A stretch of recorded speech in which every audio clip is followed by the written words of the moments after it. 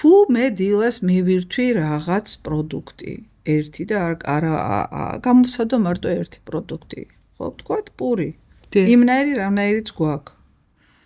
და ელემენტალურად გვინდა გავიგოთ რა, ეს პური მე რეალურად მწყენს თუ მარგებს. თუ მოусმენთ საკუთარ მოусმენთ თავის პულს და გულის რიტმს. თუ გულის რიტმი აჩქარდა, კი ბატონო. მაშინ ესე იგი ეს ჩვენი პროდუქტი არ არის.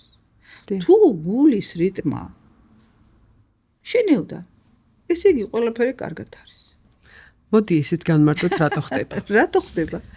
როდესაც ვიღებთ საჭმელს, ორგანიზმის ესე აქვს განაწილებული, მთელი სისტემა მობილიზაციას იწყებს საჭმლის მომნელებელ ტრაქტში. აქცენტი გადადის იქ და სისხლის მიმოქცევაც შესაბამისად იქ უფრო აქტიურია.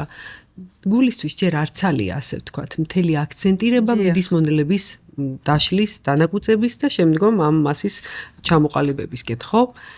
როდესაც ნორმალური საჭმლის მონელებაა, პროცესი ესე ნაწილდება, რომ აქცენტი გადადის იქ, სადაც აქტიური მუშაობა მიდის, თუმცა გული თავის რიტმში აგრძელებს. მაგრამ იმ შემთხვევაში, თუ ადამიანს აქვს პროდუქტის მიმართ ინტოლერანსი, ან თუ პროდუქტი მისთვის მიუღებელია, გული თითქოს რთავს და ესეც ვაგუსური ეფექტებიდან გამომდინარე და პარასიმპათიკური და სიმპათიკური სისტემიდან გამომდინარე, რთავს რას? აჩქარების სისტემას, რაც შეიძლება დააჩქაროს პროცესი და მოიცილოს ის, რაც მას არ უნდა. მე ძალიან მომწონს ერთი ცნობილი ალერგოლოგის ფრაზა, როდესაც ის ძალიან მარტივად ხსნის რა არის ალერგია და როგორ ლინდება და ამბობს, როცა ცხვირს არ მოწონს, იქ მოხვედრილი იწყებს რინორიას.